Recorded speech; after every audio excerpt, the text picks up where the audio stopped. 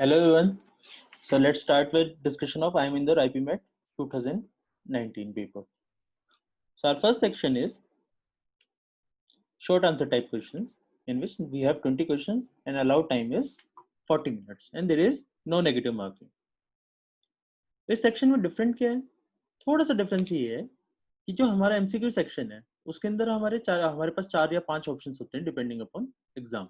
But यहाँ पे short answer type है। शॉर्ट आंसर टाइप के अंदर क्या है, आपका आंसर आएगा, आपको सब्जेक्टिव आंसर की तरह नहीं है कि आपको पूरा सॉल्यूशन एंड ऑल लिखना पड़ेगा। यहाँ पे क्या है, आपका आंसर आना चाहिए। आंसर के बाद जैसे एमसीक्यू वाले हम क्या करते थे, उसके अंदर हम अपने ऑप्शन टिक करते हैं। यहाँ पे डिफरेंस क्या है, ऑप्शन टिक करने की जगह यहाँ पे आपको आंसर वर्चुअल कीबोर्ड के थ्रू आपको टाइप करना पड़ेगा। बस इतना सा डिफरेंस है, ऐसा ज्यादा डिफरेंस नहीं है बाकी सेक्शन में। बस थोड़ी सी डिफिकल्टी लेवल बढ़ जाता है इस चीज के कारण कि आप ऑप्शंस यूज नहीं कर सकते, इसलिए पर क्वेश्चन आपको थोड़ा सा एक्स्ट्रा टाइम भी बने। In short you can say पर question you have average time of 2 minutes. ठीक है, स्टार्ट करते हैं डिस्कशन एक एक करके। So our first question is the sum of interior angles of an n-sided convex n-sided polygon is less than 2019. Then we have to find maximum possible value of n. I hope आपको पता होगा कि एक n-sided polygon के अंदर sum of angles क्या होता है, n minus 2 into 180 degree. आपको given है this sum is less than 2019. आपको n की मैक्सिमम वैल्यू बतानी है which satisfy this condition. Try कर लेते हैं। n minus 2 कितना आ जाएगा आपका 2019 divided by 180. So n minus 2 will be less than, इसको सॉल्व करेंगे तो ये वैल्यू आएगी 11 पॉइंट समथिंग आनी चाहिए। 180 इंटू 11 आता है 1980 आता है, तो 11 पॉइंट समथिंग आएगा। पूरा कैलकुलेट करने की जरूरत नहीं है आपको, क्योंकि हमें तो बस n की वो वैल्यू चाहिए जो इस डेसिमल से छोटी आनी चाहिए। ठीक है, सो n कितना हो जाएगा आपका, n हो जाएगा 13 पॉइंट समथिंग। अब आपको बतानी है n की पॉसिबल वैल्यू 13 पॉइंट समथिंग से छोटी सबसे बड़ी वैल्यू पॉसिबल क्या होगी यहाँ पे, that will be n equal to 13 will be our required answer. So answer to this question is 13. As per me, this was easy question. कि सबसे हो जाना चाहिए था ये वाला क्वेश्चन। अगर सबको पता है कि पॉलीगन के अंदर सम ऑफ एंगल कितना होता है तो उसके बाद तो इजी क्वेश्चन है। ठीक है, अब नेक्स्ट क्वेश्चन देखते हैं। Next question is suppose ABC are real numbers greater than 1, then find the value of, कुछ एक लॉगरिथमिक इक्वेशन लिखी है, इसकी वैल्यू निकालिए। इस टाइप के क्वेश्चन करने के ना दो अप्रोचेस होते हैं। एक अप्रोच होता है यूजिंग सम assumption,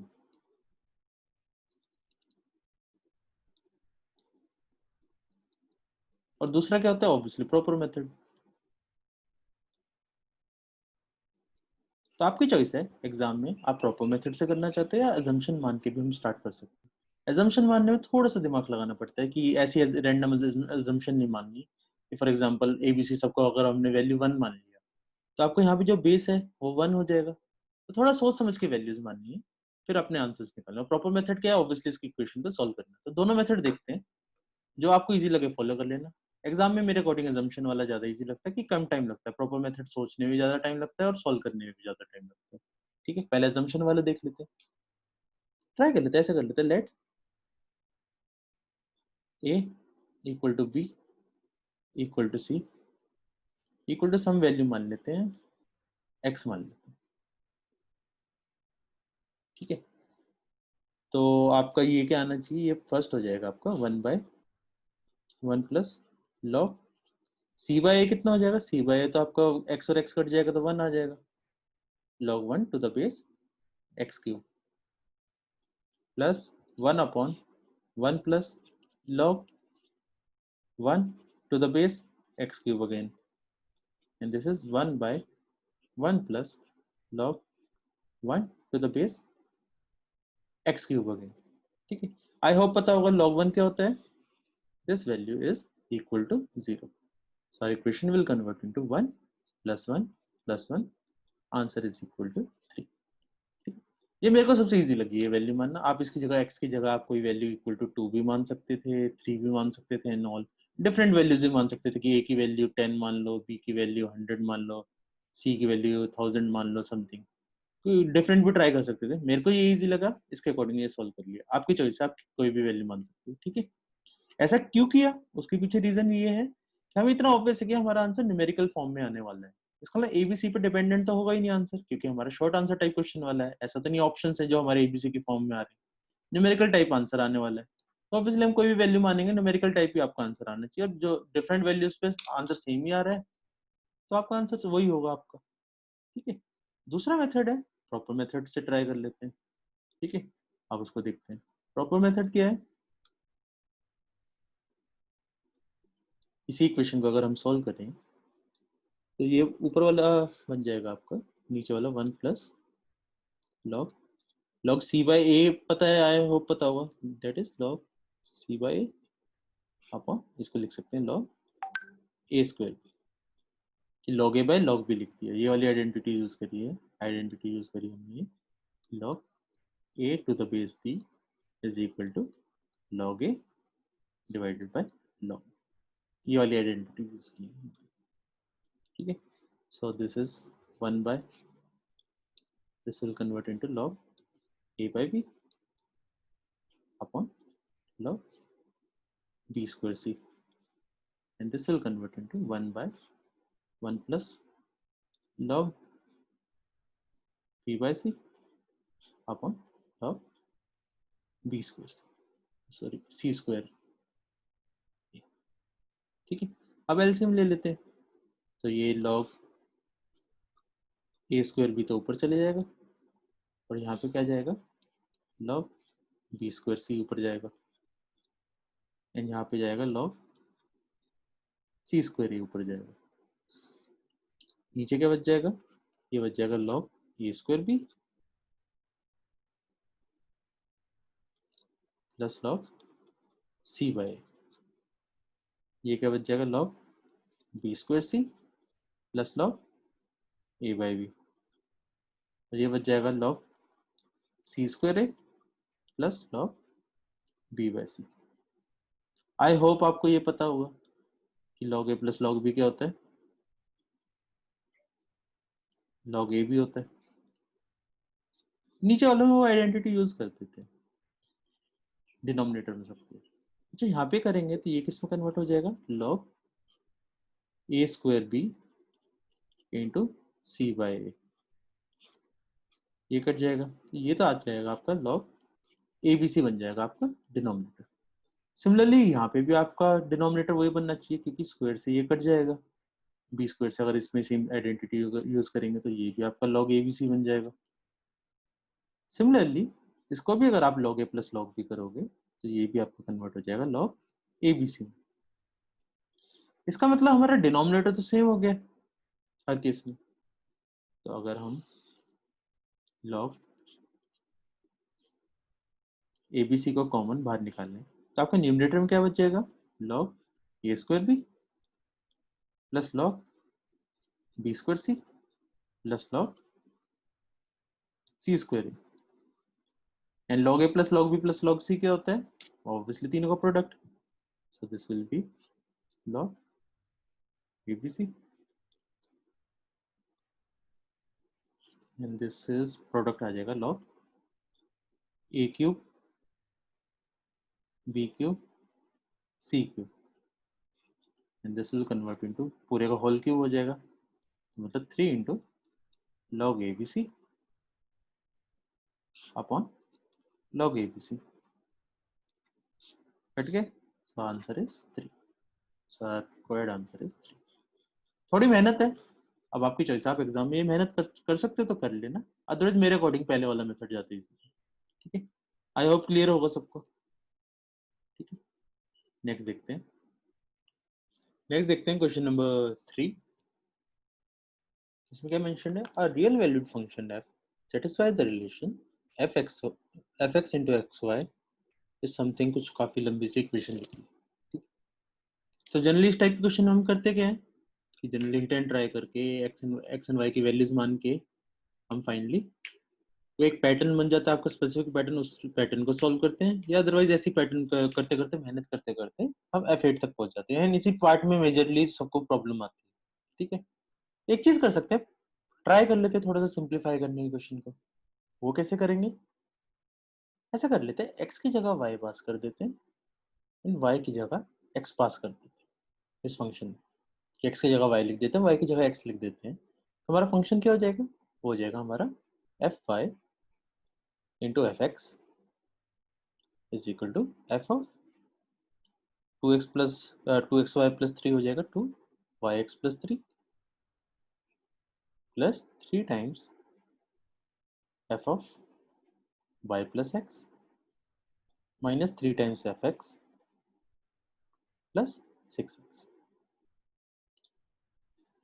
अब अगर इन दोनों इक्वेशन को अगर हम सब्ट्रैक्ट करें, ठीक है, तो आई होप ये तो पता होगा a into b into b, a into b is equal to b into a होता है, तो हम डायरेक्टली ये चीज़ काट सकते हैं।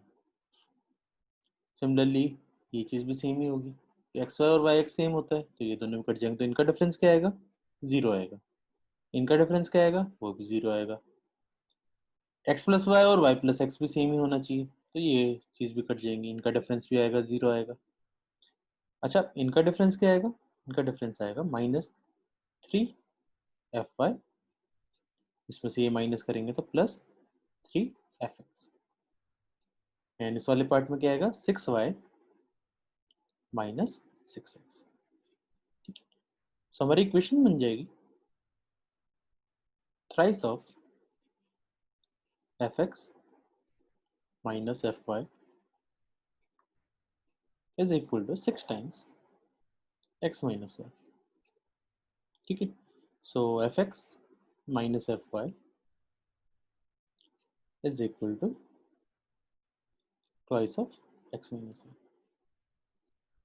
आई होप थोड़ी सी रिलेटिवली इजी सिंपल इक्वेशन लगी होगी, कि इस इक्वेशन को पूरा सॉल्व करने की जगह कि डिफरेंट हमें हिट एंड ट्राई काफ़ी सारी मेहनत इसी क्वेश्चन में करने की जगह हो सकता है हिट एंड ट्राई हम इस पे कर लें।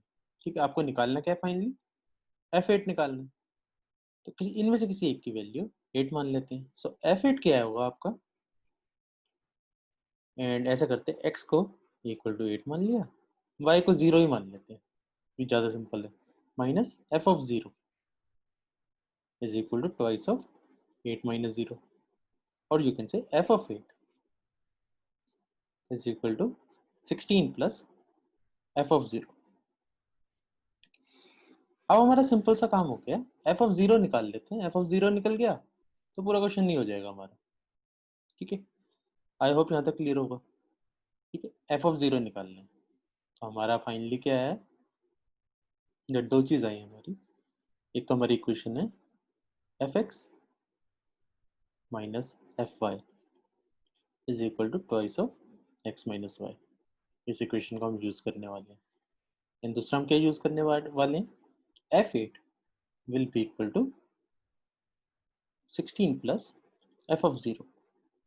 अगर हमारा एफ ऑफ 0 निकल गया तो हमारा आंसर निकल जाएगा। अब ऑब्वियसली इतनी बड़ी इक्वेशन गिवन थी तो उसको यूज़ तो करना ही पड़ेगा, ऐसा नहीं है कि उसको बिना यूज़ करे काम आ जाएगा। वो यूज़ क्यों किस लिए करेंगे, एफ ऑफ 0 निकालने के लिए। एफ ऑफ 0 कैसे निकलेगा, ट्राई कर लेते हैं, सब में 0 0 पुट कर देते हैं, कि एक्स भी 0 पुट कर देते हैं, put x equal to 0 and y also equal to 0। तो हमारी इक्वेशन क्या बन जाएगी, बन जाएगी f of 0 into f of 0 is equal to f of 3 plus thrice of f of 0 minus thrice of f of 0 plus 6 into 0। ये दोनों तो कट जाएंगे, ये ऑब्वियसली 0 ही है, तो आपका आंसर ये आ जाएगा एफ ऑफ 0 का whole square is equal to f of 3।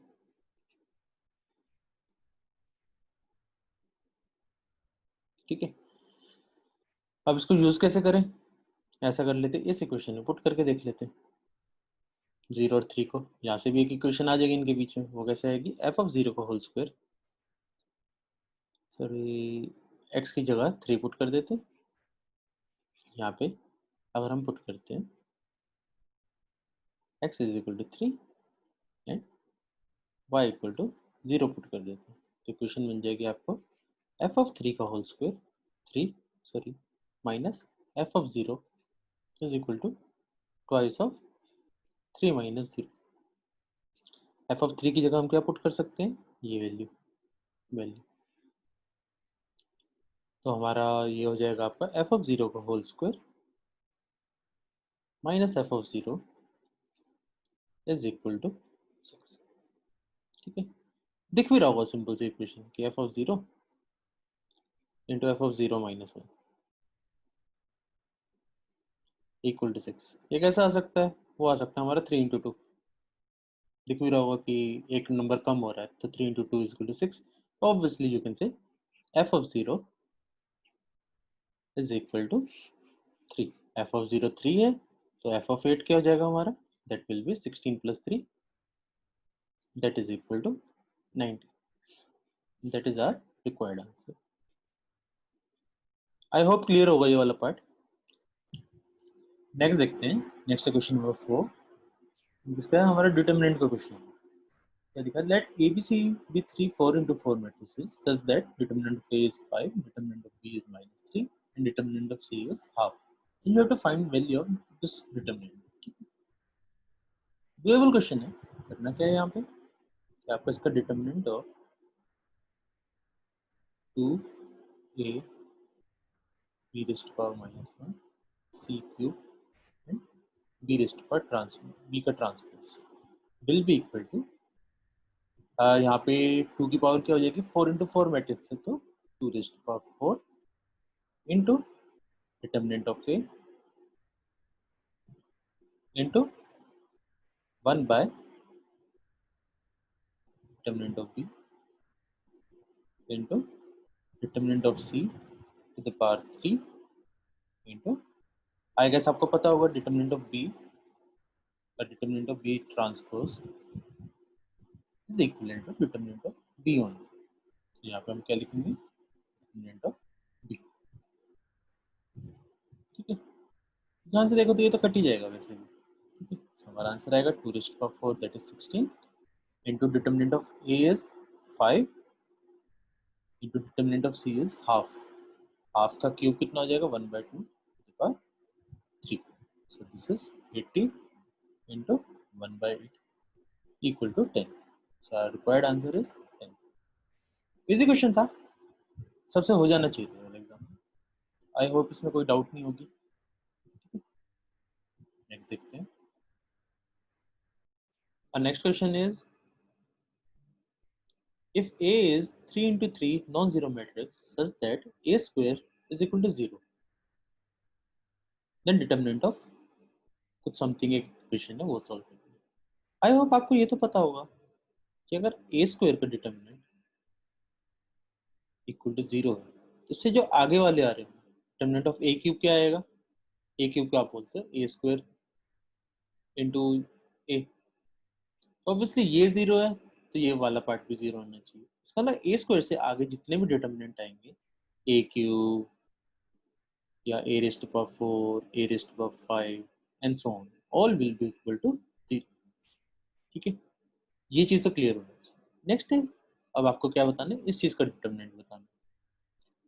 यहाँ पे पावर की फॉर्म में, तो यहाँ पे हम बाइनोमियल थ्योरम लगाएंगे, इसकी एक्सपेंशन यूज करेंगे। इसकी एक्सपेंशन आएगी आपकी 1 plus sorry I plus A to the power 50 minus 50। So this will be 50C0 into I raised to power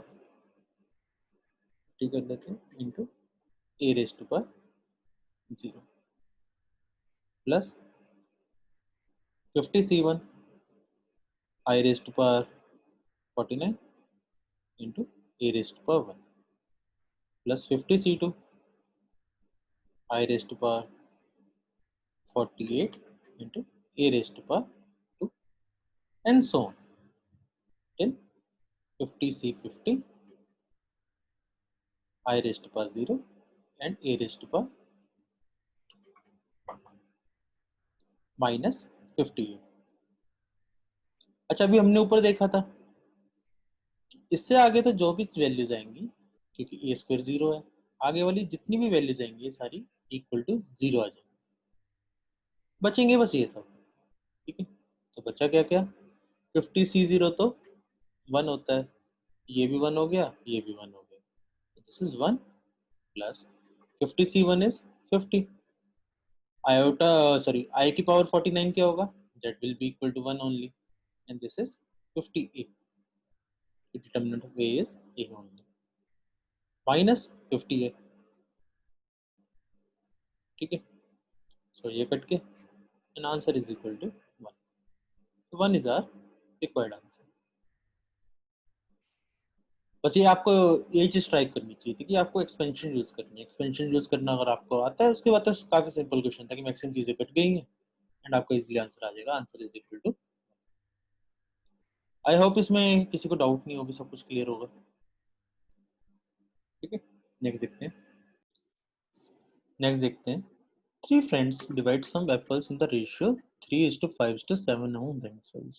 तो सबसे पहले तो इन एप्पल्स को मान लेते हैं, इसके पास 3x एप्पल्स थे, दूसरे के पास 5x एप्पल्स थे, और तीसरे के पास 7x एप्पल्स थे, तो ये कितने हो गए हमारे, टोटल हो गए 15x एप्पल्स, ठीक है। After consuming 16 apples, they found that remaining apples with them was equal to largest number of apples received by one of them in the beginning। beginning में largest apple क्या थे, हमारे ये थे किसी के, आपको ये गिवन है that 15x में से आपने 16 एप्पल तो खा लिए, मतलब 16 गए 16, बचा कितना है, that is equal to initially जो largest था that is equal to 7x, in short you can say 8x is equal to 16, x equal to, पूछा क्या है आपसे, total number of Apple this friend initially had, वो आ जाएगा 15x, 15x आपका आ गया 15 इंटू 2 20 30 30, सो आंसर इज 30। सबसे easy question था ये वाला है कैसे अभी तक, डायरेक्ट कुछ दिमाग में नहीं लगाना था, सिंपल सी क्वेश्चन थी, आपका आंसर आ गया। तो ऐसे क्वेश्चन भी आते हैं एग्जाम में, ऐसा नहीं कि I am in the difficult है तो आपके एग्जाम में डिफिकल्टी क्वेश्चन आते हैं, ऐसे भी आते हैं, ठीक है। आपका एम होना चाहिए ऐसे क्वेश्चन ढूंढने सबसे पहले, ठीक है। आई होप ये वाला तो क्लियर होगा। नेक्स्ट देखें, next is, a shopkeeper reduces the price of a pen by 20%, 25%, as a result of which the sales quantity increased by 20%. The revenue earned by the shopkeeper reduces by X%, and find what is X, ठीक है।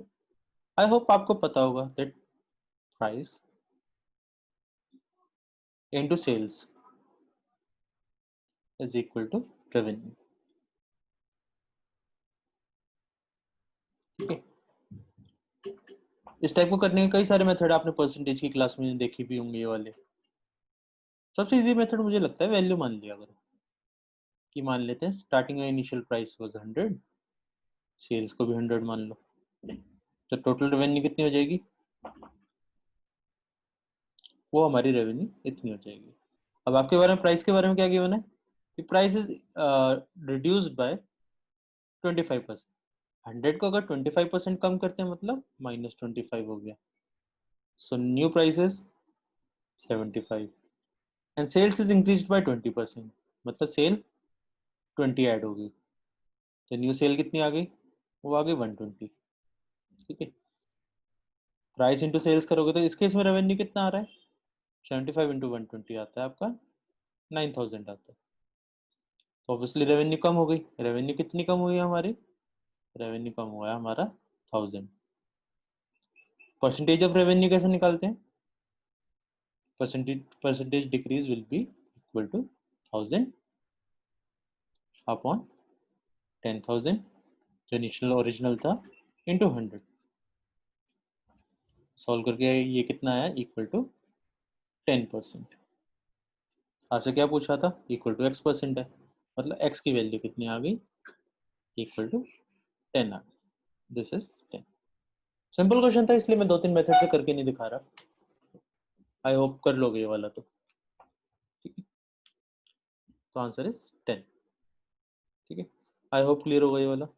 Next देखते हैं, next है the real values of x, something lies between 1 and k does not take any value above k। तो आपको k बताना, मतलब एक फंक्शन है हमारा जो, उसकी आपको एक रेंज गिवन है, रेंज ऑफ वैल्यूज, आपको बताना है कि वो जो अपर रेंज है वो वैल्यू क्या है।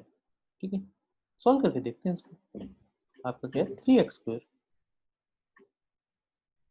Minus 6x plus 12 upon x² plus 2x plus 4।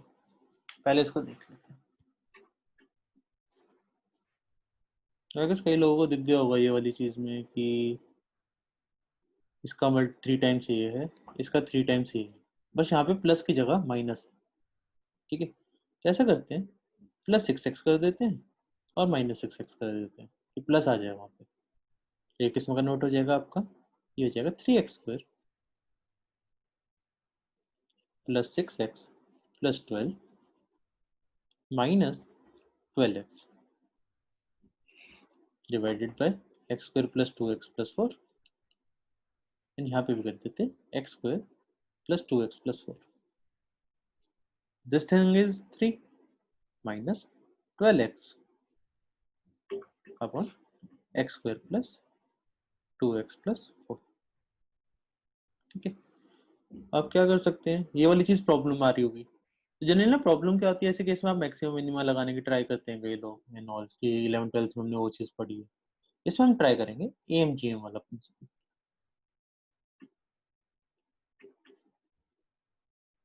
ठीक है, वो कैसे करेंगे, ऐसे करते हैं इस इक्वेशन में x से डिवाइड कर देते हैं ऊपर नीचे, this will convert into 3 minus 12 divided bye x plus 4 को इस तरफ ले जाते हैं तो 4 बाय x प्लस 2। हमने x से डिवाइड बाय यहाँ पे क्या किया, डिवाइड बाय x इस वाले केस में। अच्छा, फोकस करना है इस वाले पार्ट में, इसकी वैल्यू। आई होप आपको ये पता होगा that AM when x and 4 by x are positive, AM is greater than equal to G। ठीक है, तो हमारा AM क्या आएगा, मतलब इन दोनों नंबर्स का अर्थमेटिक मीन, इनका अर्थमेटिक मीन आएगा हमारा x plus 4 by x divide by 2। This should be equal greater than equal to geometric mean of इनका क्या आएगा, x इंटू 4 by x। ये तो आ गया square root of 4। x plus 4 by x is greater than equal to 2 इस तरफ चले जाएगा, यहाँ से 2 आएगा तो मतलब 4। इसका मतलब x प्लस 4 बाई एक्स की मिनिमम वैल्यू क्या पॉसिबल है, वो पॉसिबल वैल्यू है 4। ठीक है, अच्छा similarly when x and 4 by X are negative हो जाए, कि दोनों नेगेटिव हो गए, तो जीएम तो आपका सेम ही रहेगा, बस एम क्या हो जाएगा, नेगेटिव साइन आ जाएगा। तो यहाँ पे आपकी मिनिमम वैल्यू यहाँ पे क्या क्या थी, 4 थी। इस वाले केस में x प्लस 4 बाई एक्स की वैल्यू क्या आ जाएगी, वो आ जाएगी हमारी -4 आ जाएगी। ठीक है, ये दोनों केसेस ट्राई कर लेते हैं कि अगर x की वैल्यू, इस चीज की वैल्यू अगर हम 4 पुट करते हैं तो ये किस में कन्वर्ट हो जाएगा, this will convert into 3 minus 12 divided by 4 plus 2। So this is 3 minus 12 by 6 कितना आ गया, 2, दैट इज इक्वल टू 1। इसका इससे हमारी क्या आई है, इससे आई है हमारी लोअर लिमिट आई है कि दैट इज इक्वल टू 1, कि हमारी लोअर लिमिट आई है। हमने हमारे क्वेश्चन में ये गिवन था, इट लाइज बिटवीन 1 एंड की, हमारी लोअर लिमिट आ गई 1। अपर लिमिट कैसे आएगी, वो आएगी हमारी ये -4 पुट करके, कि अगर ये माइनस हो जाएगा वैल्यू तो ऑब्वियसली ये वैल्यू इंक्रीज होगी, बड़ी हो जाएगी। ठीक है, तो -4 पुट करते हैं, अगर -4 पुट करेंगे तो आपका आएगा 3 minus 12 divided by -4 plus 2। so this is 3 plus 6, so this value is 9। हमारा क्वेश्चन क्या डिमांड कर रहा था कि आपको ये गिवन था that this value, this whole thing is between 1 and some value k। तो k की वैल्यू क्या आ जाएगी, k की वैल्यू आ जाएगी हमारी 9। थोड़ा सा कॉम्प्लिकेटेड था क्वेश्चन, बट आई होप समझ आ गया। कई सारे मेथड है इस क्वेश्चन को करने के लिए, बट मेरे अकॉर्डिंग ये वाला सबसे सिंपल था। ठीक है, लिखने में थोड़ा सा कॉम्प्लिकेटेड लग गया होगा शायद से मे बी, बट मेरे अकॉर्डिंग सबसे डुएबल मेथड ये था। अदरवाइज थोड़े से लेंदी हैं, कई सारे मेथड हैं, दो तीन और अप्रोच होंगे, बट ये वाला सही लग रहा है मेरे को। ठीक है, कोई डाउट यहाँ तक? ठीक है, नेक्स्ट क्वेश्चन देखते हैं। आई होप क्लियर होगा ये वाला। नेक्स्ट क्वेश्चन है, maximum distance between the point -5, 0 and a point on the circle x² + y² = 4। ठीक है, पहले तो विजुलाइज कर लेते हैं। ठीक है, एंड आपका पॉइंट गिवन है कि x² + y² = 0 4, मतलब this is our centre and this radius is equal to 2, मतलब दिस इज 2, 0, दिस इज -2, 0। आपको इसका किससे डिफरेंट डिस्टेंस बताना है इस पूरे सर्कल का? आपको बताना है -5, 0, और आपको बताना है maximum distance between this point and the point on the circle. Maximum distance कब होगा? जब ये पॉइंट आपका फारदेस्ट होगा। फारदेस्ट कब है? इस वाले केस में। तो सिंपल आप यहाँ पे डिस्टेंस वाला फॉर्मूला भी लगा सकते हैं कि आपको इस पॉइंट और इस पॉइंट के बीच में आपको डिस्टेंस चाहिए। वो कैसे होगा? डिस्टेंस फॉर्मूला √-5 -2 का होल स्क्वायर प्लस 0 -0 का whole square, that is equal to √7² और you can say equal to 7। ठीक है, ये वाली तो सिंपल इक्वेशन थी। आपका ग्राफ बन के बहुत इजीली दिख गया। अगर ग्राफ नहीं दिखता तो हम क्या करते? हमारा सिंपल मैक्सिमम डिस्टेंस क्या आता है?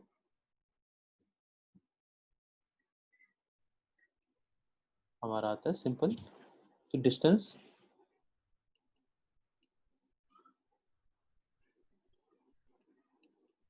ऑफ पॉइंट फ्रॉम सेंटर,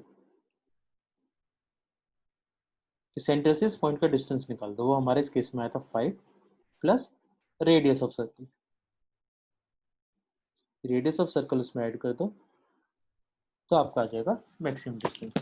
ठीक है, आप ऐसे भी कर सकते थे अगर आप फॉर्मूला लगा के करना चाहते थे कि आपकी कोई वियर्ड मान लेते हैं ऐसा कोई पॉइंट गिवन होता तो क्या करते? तो आप इसका इससे डिस्टेंस निकालते एंड उसमें आप ऐड कर देते रेडियस। ये डिस्टेंस निकालना आसान है, ये वाला पॉइंट सोचना मुश्किल हो जाएगा। उसके लिए क्या करना है? बस आपको सिंपल रेडियस ऐड करना है इस सेंटर का, इससे डिस्टेंस निकालना, आपका आंसर आ जाएगा। आई होप क्लियर होगा। ठीक है, नेक्स्ट क्वेश्चन देखते हैं। नेक्स्ट क्वेश्चन है आपका, if x and x y z are positive real numbers such that x raised to power 12 is equal to y raised to power 16 is equal to z raised to power 24, and the three quantities आपकी क्या है? 3 log x y log x to the base y plus 4 log y to the base z and n times log z to the base x are in arithmetic progression। सबसे पहली चीज तो लिखते हैं arithmetic progression क्या होता है। अगर इसको मिडिल टर्म मतलब b मान लेते हैं, इसको थर्ड टर्म c मान लेते हैं, इसको फर्स्ट टर्म a मान लेते हैं, तो आई होप आपको पता होगा कि twice of b is equal to a plus c। ठीक है, इसका मतलब आपका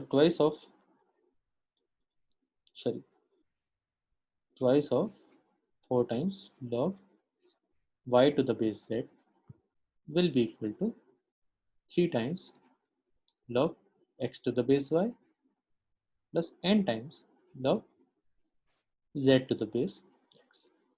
ठीक है, ये चीज सॉल्व करनी है। अब आपको गिवन क्या है क्वेश्चन में? ये गिवन है।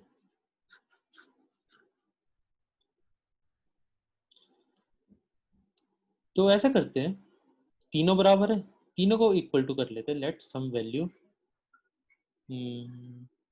के मान लेते हैं, के रेस्ट पर इनकी पावर्स क्या है? इनका एलसीएम ले लो। 12, 16 एंड 24 का एलसीएम आता है 48।